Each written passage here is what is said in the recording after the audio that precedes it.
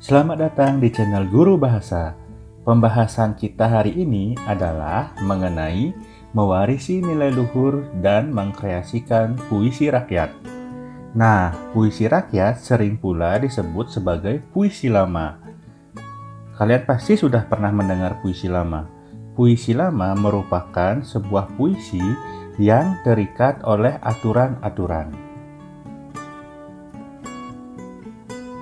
Nah, hari ini kita akan mengenal puisi rakyat khusus untuk pantun, gurindam, dan syair. Kita akan mulai dari yang pertama, pantun. Kita akan membahas tentang pengertian dan ciri-ciri pantun. Pantun adalah puisi Melayu yang mengakar dan membudaya dalam masyarakat. Pantun dikenal dengan nama tonton dalam bahasa Tagalog, tuntun dalam bahasa Jawa, dan pantun dalam bahasa Toba yang seluruhnya memiliki arti suatu ucapan yang teratur, arahan yang mendidik, dan bentuk kesantunan. Fungsi utama pantun adalah untuk mendidik sambil menghibur. Adapun ciri-ciri pantun dapat dilihat berdasarkan bentuknya. Berikut adalah ciri-ciri pantun. Yang pertama, tiap bait terdiri atas 4 baris atau larik. Tiap baris terdiri atas 8 sampai 12 suku kata. Rima akhir setiap baris adalah A, B, A, B. Baris pertama dan kedua merupakan sampiran, sedangkan baris ketiga dan keempat merupakan isi.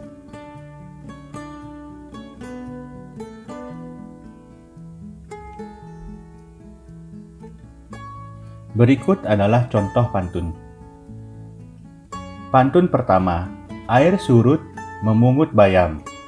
Itu jumlah suku katanya ada 9. Sayur diisi ke dalam kantung. Jumlah suku katanya ada 11. Jangan ikuti tabiat ayam. Jumlah suku katanya ada 10. Bertelur sebiji riuh sekampung. Jumlah suku katanya ada 11. Sedangkan pantun 2, akar keladi melilit selasih. Jumlah suku katanya ada 11. Selasih tumbuh di ujung taman. Jumlah suku katanya ada 10. Kalungan budi junjungan kasih. Jumlah suku katanya ada 10. Mesra kenangan sepanjang zaman. Jumlah suku katanya ada 10. Baik pantun 1 maupun pantun 2 terdiri atas 4 baris dalam satu bait. Nah, baris pertama dan kedua disebut sebagai sampiran, dan baris ketiga dan keempat disebut isi.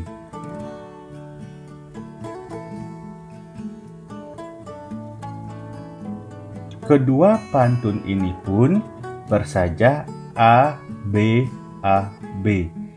Lihat pada rima terakhir huruf vokal pada pantun pertama. A, U, A, U. Bersaja A, B, A, B. Lalu pada pantun kedua, I, A, I, A. Maka dia juga tetap bersaja A, B, A, B.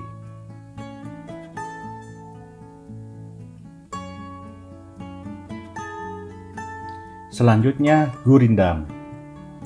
Kita akan membahas tentang pengertian dan ciri-ciri gurindam. Gurindam berasal dari bahasa India, yaitu kirindam, yang berarti mula-mula atau perumpamaan. Gurindam syarat dengan nilai agama dan moral. Gurindam seringkali dijadikan norma dalam kehidupan.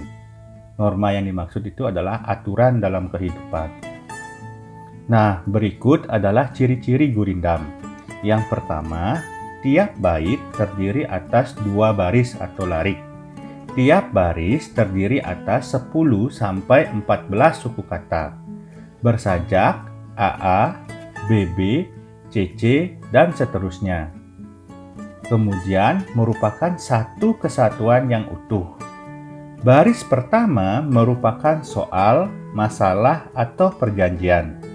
Baris kedua merupakan jawaban dari akibat, masalah, atau perjanjian pada baris pertama. Lalu yang terakhir, isi gurindam biasanya berupa nasihat, filosofi hidup, atau kata-kata mutiara.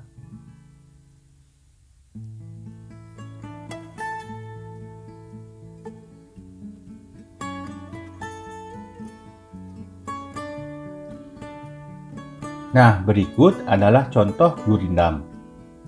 Gurindam pertama, cahari olehmu akan guru. Jumlah suku katanya ada 10. Yang boleh taukan tiap seteru. Jumlah suku katanya ada 11. Pada gurindam 2, jika hendak mengenal orang berbangsa, jumlah suku katanya ada 12. Lihat kepada budi dan bahasa, jumlah suku katanya ada 11. Gurindam ketiga, jika hendak mengenal orang mulia, jumlah suku katanya ada 12. Lihatlah kepada kelakuan dia, jumlah suku katanya ada 12. Nah, pada baris pertama merupakan pertanyaan yang akan dijawab atau dipecahkan pada baris kedua. Gurindam pertama bersajak AA, gurindam kedua bersajak BB, sedangkan gurindam ketiga bersajak CC. Jadi begitu seterusnya.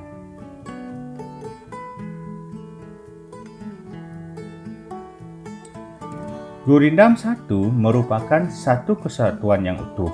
Gurindam 2 juga merupakan satu kesatuan yang utuh. Gurindam ketiga juga merupakan satu kesatuan yang utuh. Setiap bait gurindam terdiri atas 2 baris. Selanjutnya adalah syair. Kita akan membahas tentang pengertian dan ciri-ciri syair. Syair berasal dari Persia dan dibawa masuk ke Nusantara bersama dengan masuknya Islam ke Indonesia. Kata atau istilah syair berasal dari bahasa Arab, yaitu syair atau syu'ur, yang berarti perasaan yang menyadari. Kemudian, kata syu'ur berkembang menjadi syiru, yang berarti puisi dalam pengetahuan umum. Nah, ciri-ciri syair adalah sebagai berikut. Pertama, setiap bait terdiri atas 4 baris. Setiap baris terdiri atas 8 sampai 14 suku kata. Bersajak A. Semua baris adalah isi. Bahasa yang digunakan berupa bahasa kiasan atau bahasa ungkapan.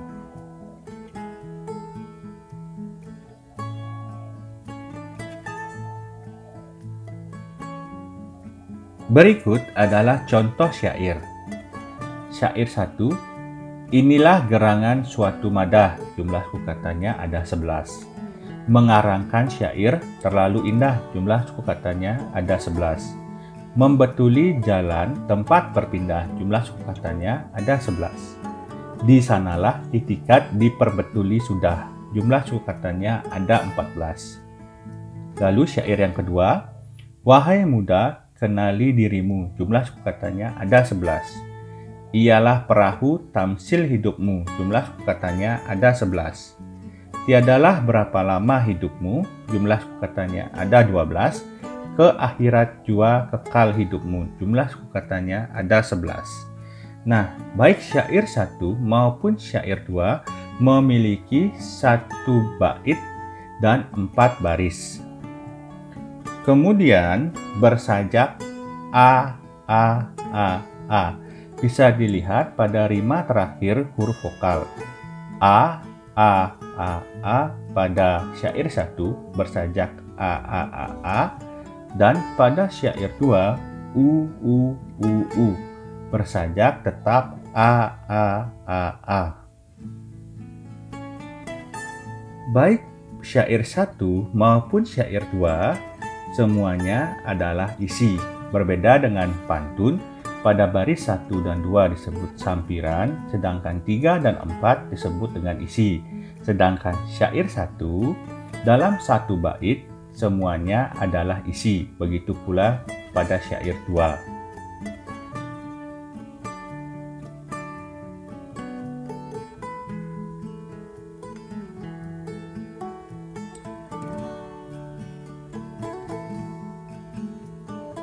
Nah, selanjutnya kita akan mengenal rima.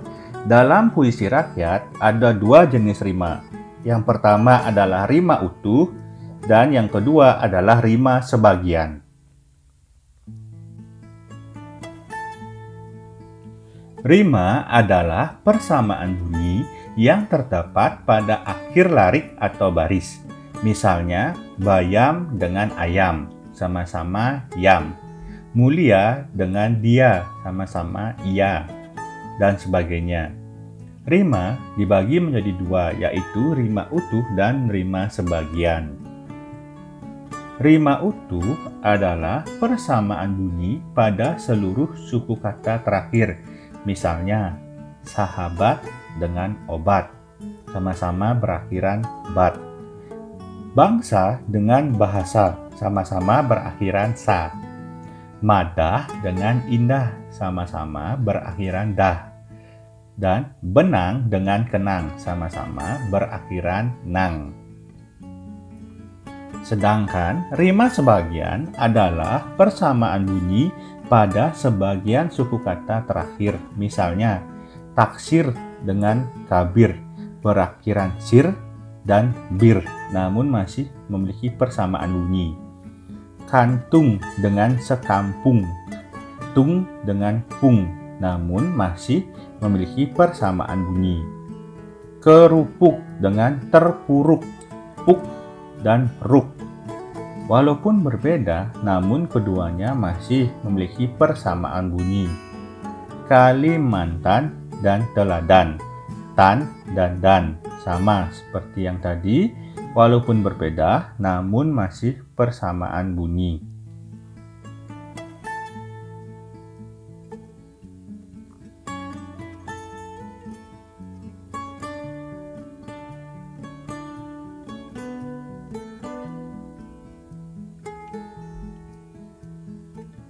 Berikutnya kita akan menyimpulkan isi puisi rakyat, baik pantun, gurindam, maupun syair. Nah, menyimpulkan isi ini sangat berkaitan erat dengan pemahaman kita terhadap isi dari pantun, gurindam, ataupun syair. Yang pertama adalah menyimpulkan pantun. Pantun pertama. Baik bergalas, baik tidak, buli-buli bertali benang. Baik berbalas, baik tidak, asal budi sama dikenang. Simpulan isinya adalah tidak perlu memikirkan kebaikan yang telah dilakukan, karena segala kebaikan yang dilakukan akan berbalik kepada diri sendiri. Pantun 2. Ikan nila dimakan berang-berang, katak hijau melompat ke kiri. Jika berada di rantau orang, baik-baik membawa diri. Simpulan isinya adalah apabila kita berada di tempat yang jauh atau perantauan, maka kita harus pintar membawa diri, dalam artian menjaga lisan atau ucapan dan tindakan.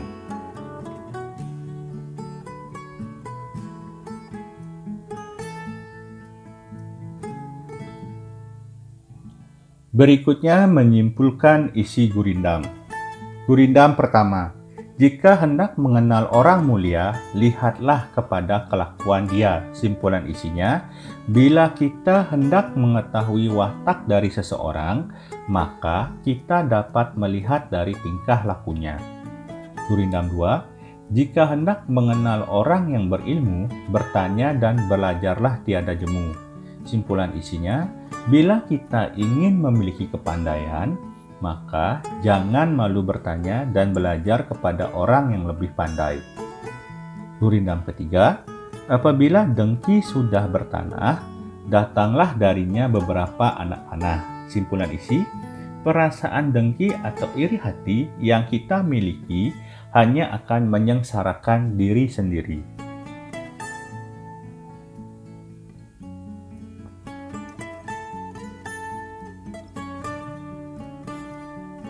Selanjutnya, menyimpulkan syair.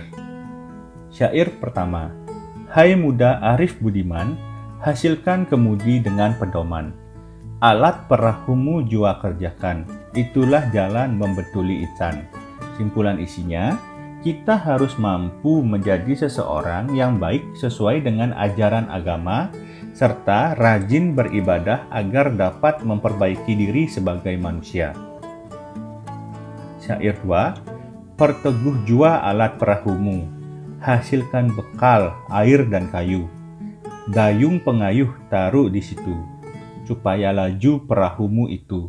Simpulan isi, perbanyaklah ibadah, agar kita mendapatkan pahala, hingga suatu saat ketika kita telah kembali kepadanya, perjalanan kita tidak menemui rintangan. Nah, sekali lagi, menyimpulkan isi puisi lama, baik pantun, syair maupun gurindam, bergantung pada persepsi kita terhadap karya sastra tersebut. Persepsi yang dimaksud adalah tanggapan atau apa yang kita dapatkan dari karya sastra tersebut. Jadi, dalam menyimpulkan isi puisi rakyat, tidak ada salah maupun benar, karena bergantung pada persepsi atau tanggapan dari si pembaca.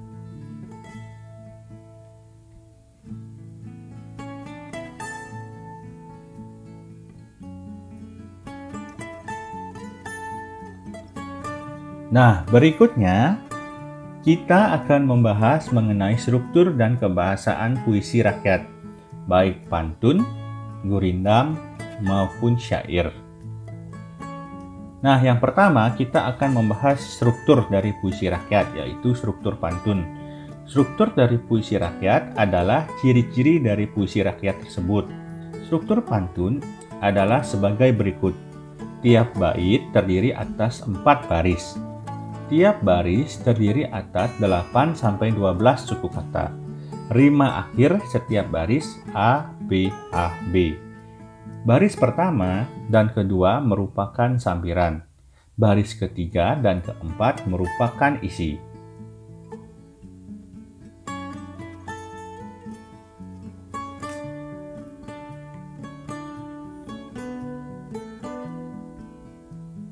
Selanjutnya, struktur gurindam. Kita akan membahas tentang struktur gurindam.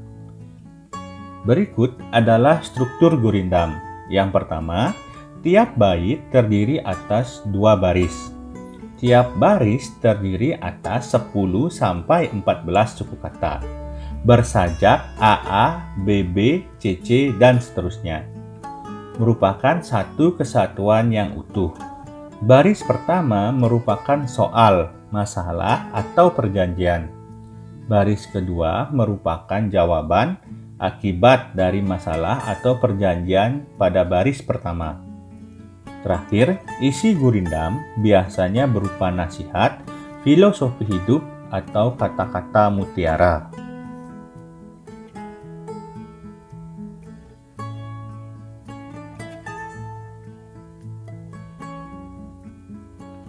Selanjutnya, struktur syair.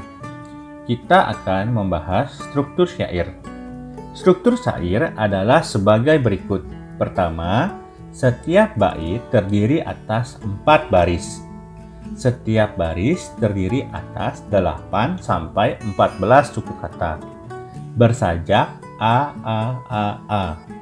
Semua baris adalah isi. Bahasa yang digunakan biasanya berupa kiasan.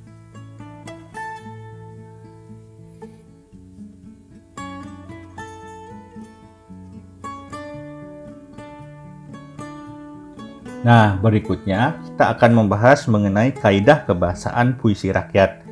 Kaidah kebahasaannya atau unsur-unsur kebahasaannya lumayan banyak.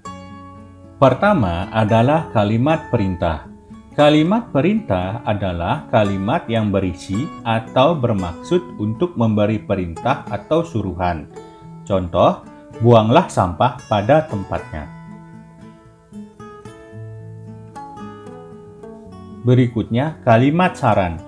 Kalimat saran adalah kalimat yang berisi tentang saran kepada orang lain untuk kebaikan. Kata-kata yang biasa digunakan sebaiknya, seyogyanya, dan lain-lain. Contoh, sebaiknya kamu pikirkan dahulu sebelum bertindak. Kalimat ajakan. Kalimat ajakan adalah kalimat yang berisi ajakan kepada seseorang untuk melakukan sesuatu. Contohnya, ayo, mari, dan sebagainya. Contoh kalimatnya, mari kita jaga laut agar bebas dari sampah.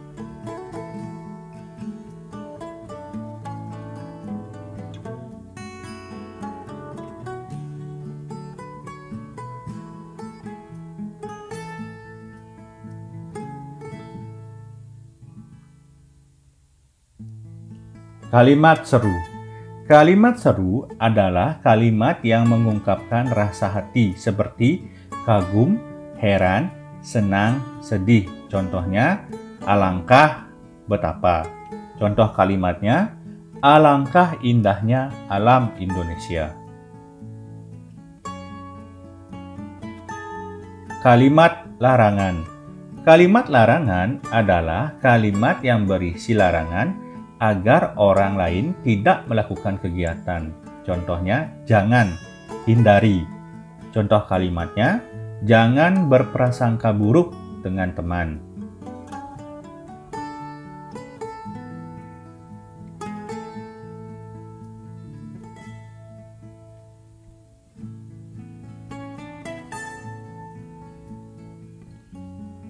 Berikutnya, kata penghubung tujuan merupakan konjungsi yang menjelaskan maksud dan tujuan suatu tindakan.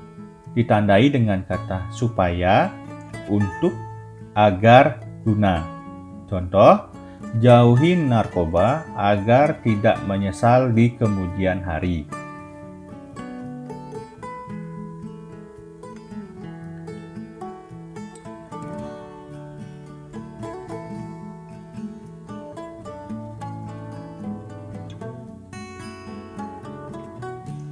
Kata penghubung sebab atau kausal merupakan konjungsi yang menjelaskan suatu peristiwa terjadi atas sebab tertentu. Ditandai dengan kata sebab, sebab itu, karena, oleh karena itu. Contoh, tua menderita karena muda berfoya-foya.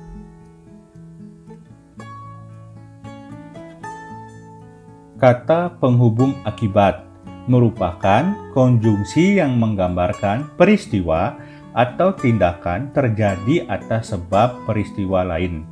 Ditandai dengan kata sehingga, akibat, akibatnya. Contoh, mereka menderita akibat kesombongannya sendiri.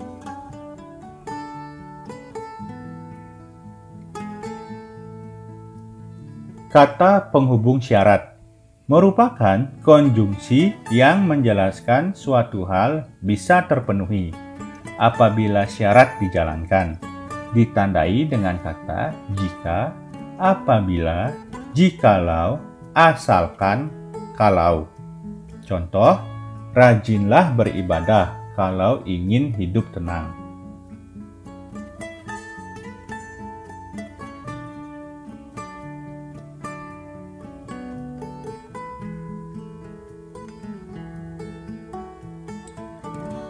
Selanjutnya adalah kalimat tunggal.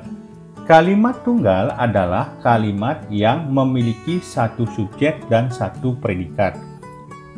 Contoh, ibu memasak, adik meminum susu, ayah membaca koran.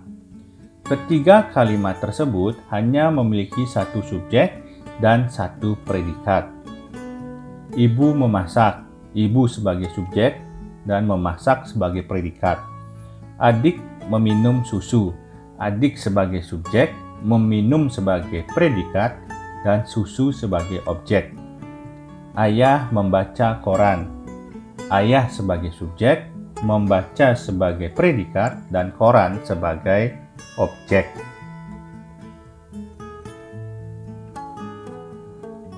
Kalimat majemuk. Kalimat majemuk adalah kalimat yang memiliki lebih dari satu subjek atau predikat karena gabungan dua kalimat dasar atau lebih. Contoh, Adi dan Dina belajar di perpustakaan. Kalimat tersebut berasal dari kalimat tunggal Adi belajar di perpustakaan. Adi sebagai subjek dan predikatnya adalah belajar.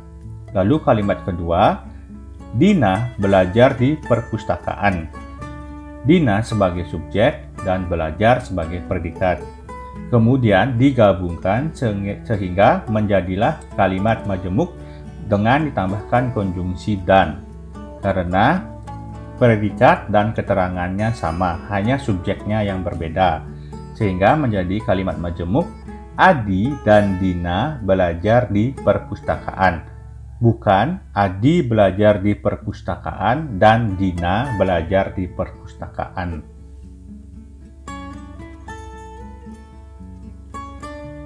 Berikutnya, kalimat majemuk hubungan syarat ditandai dengan kata jika, asalkan, apabila, kalau. Contoh, jika hidup bermalas-malasan, masa depan tak tentu arah.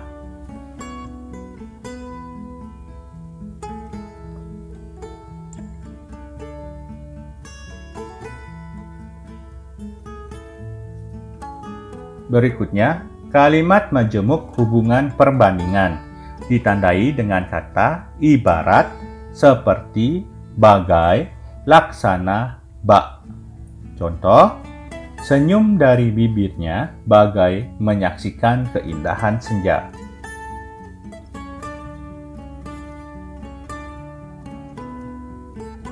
Kalimat majemuk hubungan akibat ditandai dengan kata sehingga, akibat, maka. Contoh, dia belajar begitu keras sehingga berhasil meraih impiannya.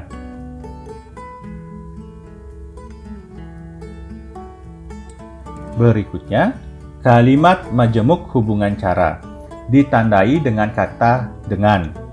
Contoh, dia dapat bertahan hidup dengan menjadi penjual koran.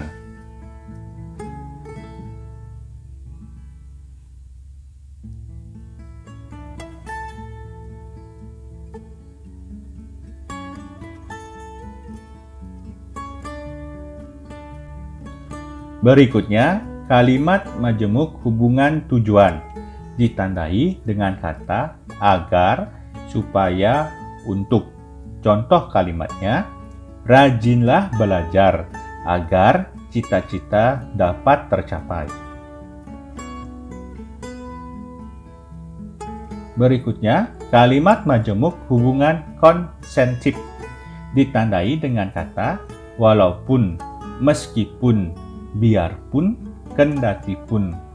Contoh, walaupun belajar banyak godaan, tetaplah teguh mencapai impian.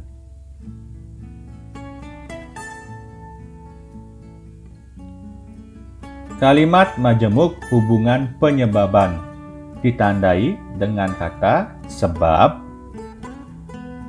karena, oleh karena. Contoh, hari ini aku bersedih karena berpisah dengan sahabat.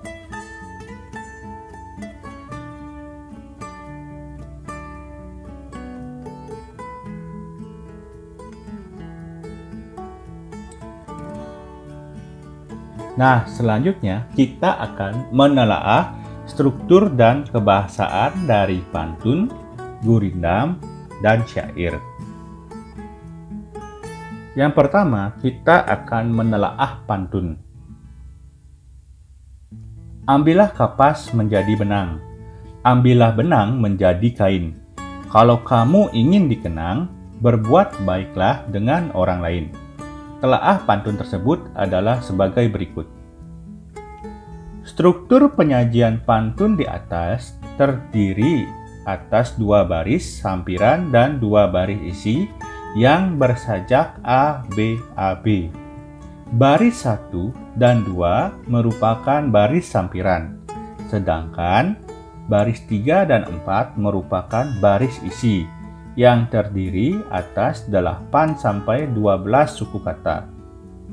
Dua baris pertama merupakan pengantar untuk masuk pada dua baris terakhir.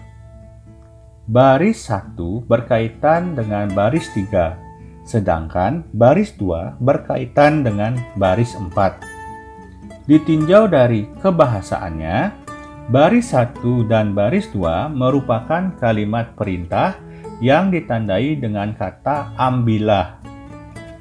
Baris 3 dan 4 merupakan kalimat saran yang ditandai dengan kata kalau. Selain itu, kalimat 3 dan 4 merupakan suatu kalimat majemuk yang menyatakan hubungan syarat, kalau, dan cara dengan.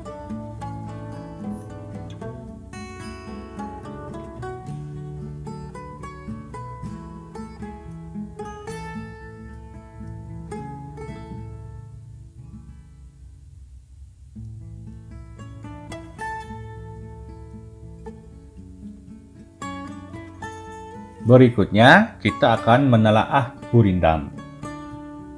Apabila kelakuan baik berbudi, hidup menjadi indah tak akan merugi. Telaah gurindam tersebut. Struktur penyajian gurindam di atas terdiri atas dua baris dalam satu bait yang bersajak AA. Baris 1 berisi soal, masalah atau perjanjian. Sedangkan baris 2 berisi jawaban akibat dari masalah atau perjanjian pada baris pertama yang terdiri atas 10-14 suku kata setiap barisnya. Kedua baris tersebut merupakan satu kesatuan yang utuh. Isi gurindam tersebut berupa nasihat. Ditinjau dari segi kebahasaan, gurindam tersebut menggunakan kalimat saran yang ditandai dengan kata apabila. Selain itu, kalimat gurindam tersebut menggunakan suatu kalimat majemuk yang menyatakan hubungan syarat apabila pada baris 1 dan pada baris 2 merupakan kondisi atau keadaan jika syarat dilakukan.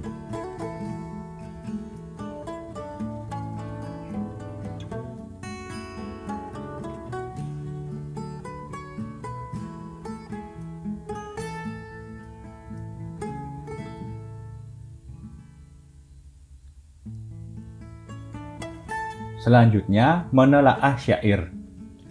Hai muda arif budiman, hasilkan kemudi dengan pedoman. Alat perahumu jua kerjakan, itulah jalan membetuli insan. Nah, telaah syair tersebut.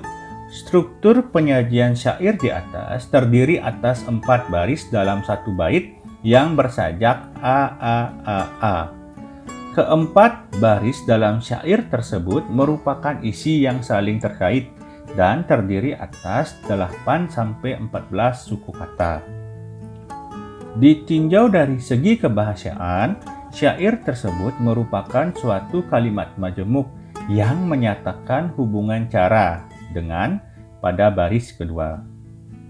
Larik 4 pada kutipan syair tersebut merupakan akibat yang akan ditemui jika melakukan apa yang diperintahkan pada larik 2 dan 3. Pilihan kata yang digunakan pada syair tersebut merupakan kata-kata kiasan yang bersifat simbolik dan ungkapan lama.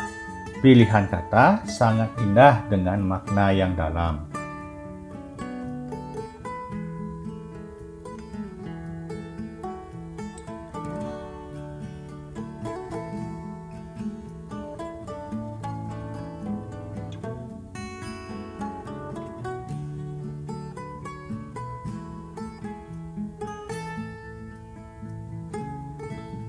Terima kasih telah menyaksikan video ini.